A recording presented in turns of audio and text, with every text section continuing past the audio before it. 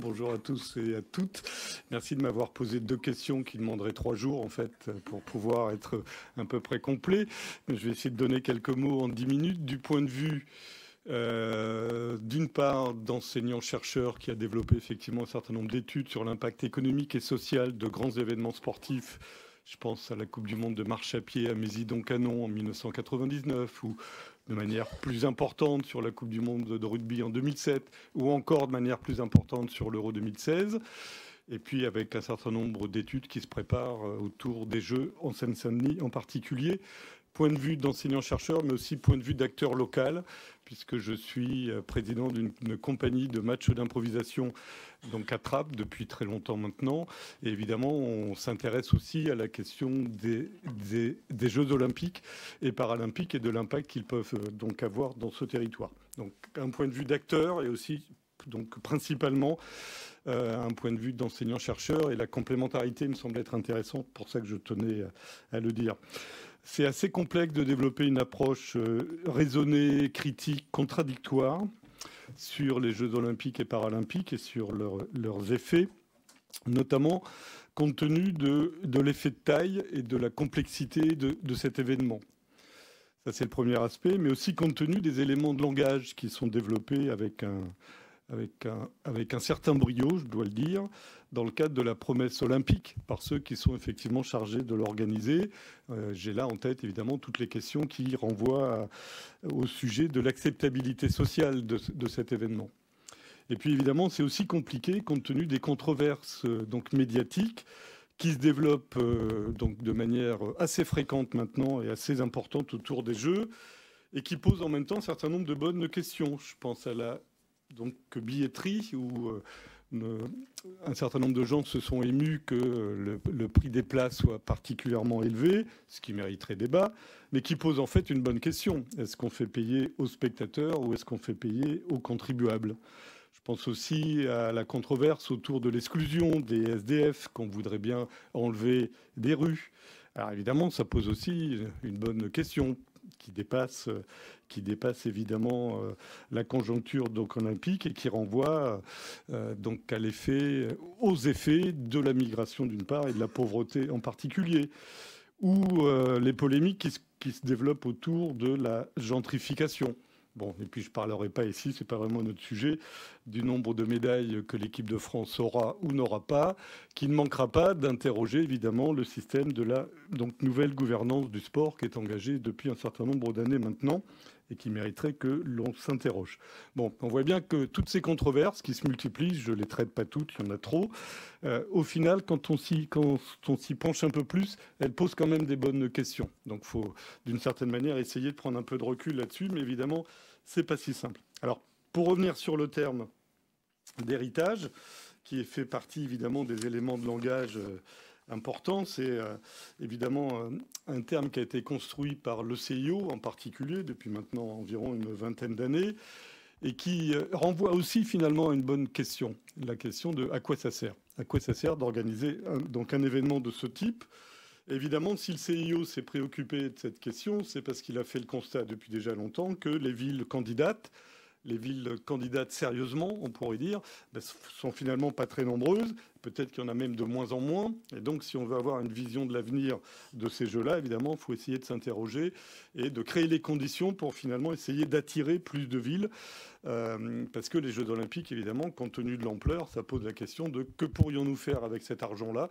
Ça pose la question de ce qu'on appelle donc l'investissement alternatif. Le terme d'héritage, évidemment, il n'est pas anodin, il est très optimiste. Quand on hérite de ses parents, en règle générale, on accepte effectivement cet héritage parce qu'on va donc recevoir un patrimoine. On peut le refuser, effectivement, et on le refuse quand il est constitué de dettes. Mais dans la majorité des cas, l'héritage est plutôt positif. Et donc, on voit bien que d'emblée, quand on utilise ce terme, eh bien, on se positionne dans les éléments de langage et on se positionne dans une vision optimiste qui vise d'une certaine manière à donc rassurer les habitants, électeurs et contribuables, HEC, j'ai fait donc exprès, les habitants, donc électeurs, contribuables, pour leur dire finalement on va dépenser de l'argent, mais c'est pour votre bien. De mon point de vue, et à la lumière des travaux que nous avons menés, le terme d'impact au pluriel est préférable, car ce terme, il intègre finalement l'idée qu'il peut y avoir des impacts donc négatifs, des impacts imprévus, improbables, mais aussi des impacts positifs. Et le mettre au pluriel est intéressant parce que ça renvoie à la fois au processus et aux effets. Processus, parce qu'on va mettre en place un certain nombre d'opérations, de politiques publiques ou de dispositifs. Et puis, on peut espérer que ça va donc induire un certain nombre d'effets. Et puis, le pluriel a son importance aussi parce que ça permet de renvoyer à la diversité donc, thématique et temporelle de ces différents impacts sur les questions du sport-santé, de l'éducation, de la citoyenneté, etc., etc. Donc pour ma part, je préfère utiliser effectivement le terme d'impact sociaux plutôt que le terme d'héritage, tout en soulignant évidemment que donc l'emploi de ces termes n'est pas donc anodin. Alors, pour pas être trop long, quelle attente on peut avoir donc effectivement en ce qui concerne les Jeux olympiques et paralympiques? D'abord, il serait illusoire, évidemment, je crois que tout le monde sera assez vite d'accord sur cette idée, de considérer que les grands événements sportifs peuvent résoudre toutes les difficultés sociales qui sont posées dans les territoires, en termes de santé, en termes de logement, en termes de conditions de vie, en termes d'emploi, en termes de formation, en termes d'insertion, etc., etc. On pourrait multiplier.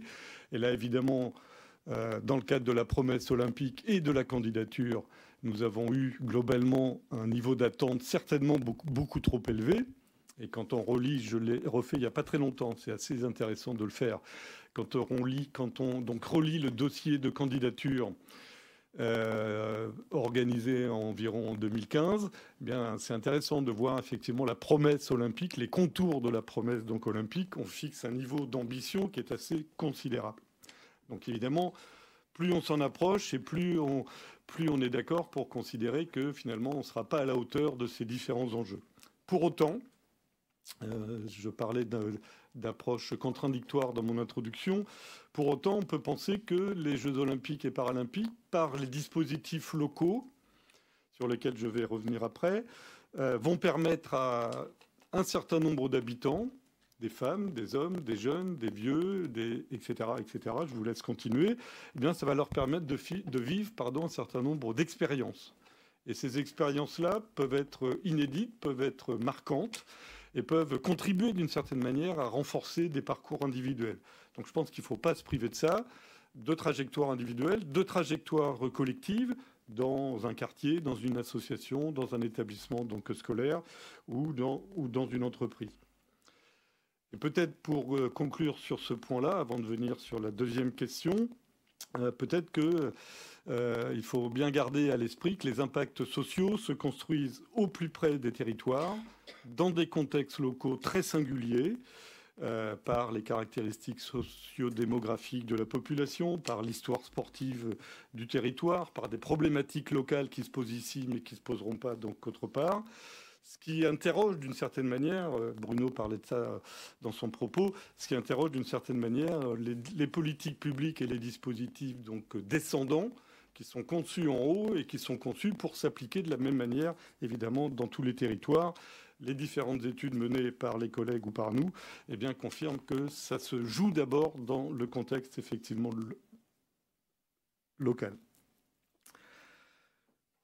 Troisième point et dernier point.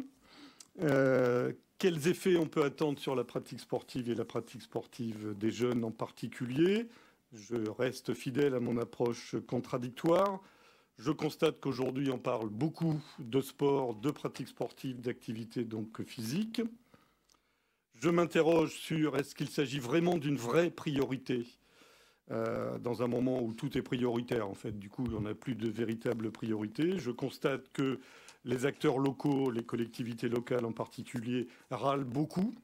Les directeurs des sports ou les élus au sport considèrent qu'on nous a proposé donc une ambition importante sans avoir les moyens de les mettre en œuvre. Évidemment, on peut se poser aussi la question, qu'en sera-t-il après les Jeux si on a l'impression d'être en première ligne, d'être bien exposé ou d'être relativement bien exposé? Dans quelques mois, j'ai peur que le retour de bâton soit assez donc violent. Et en même temps, je trouve qu'on manque une occasion historique. On manque une occasion historique de parvenir à construire une véritable culture sportive durable. Et là, je voudrais redire, parce que j'arrête pas de le dire, je suis pas tout seul d'ailleurs à le dire, je voudrais redire combien les incitations sur le mode du « bougez-vous », sur le mode des 30 minutes d'activité physique quotidienne, donc à l'école, sont certes utiles, un peu utiles, mais elles sont quand même largement contre-productives.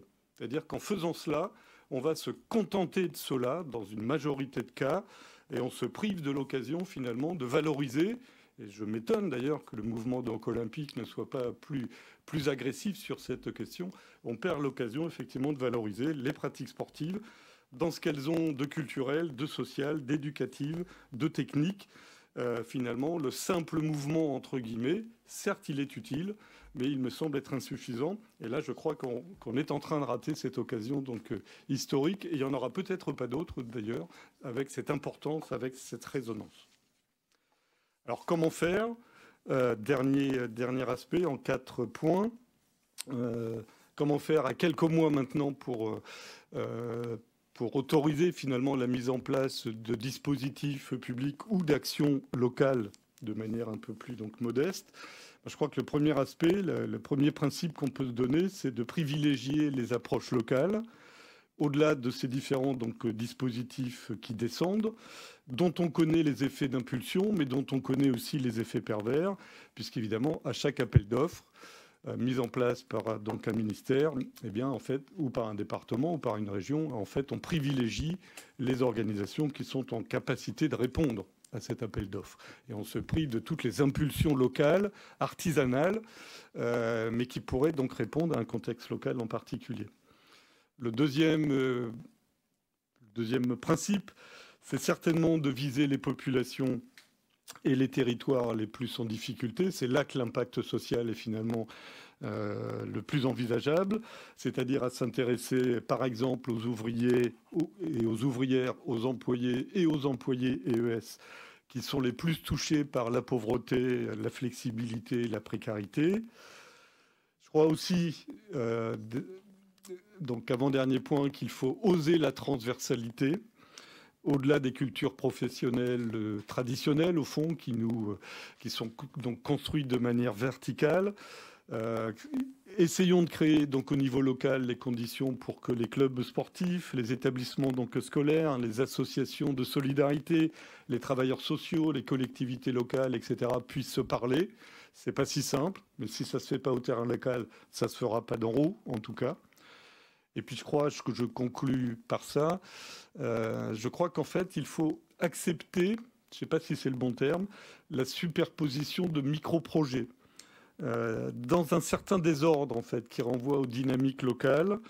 Parce que imaginer que les acteurs locaux seront tous en mesure de s'aligner dans le cadre des dispositifs globaux est assez illusoire. Ça fonctionne pas, c'est pas comme à l'armée, ça fonctionne pas comme cela. Et donc, il faut accepter que dans tel ou tel quartier, eh bien, il y a plusieurs actions qui se montent côte à côte, en complémentarité, en concurrence éventuellement. Voilà, je crois qu'on a suffisamment de place pour pouvoir imaginer la création de donc, micro-projets.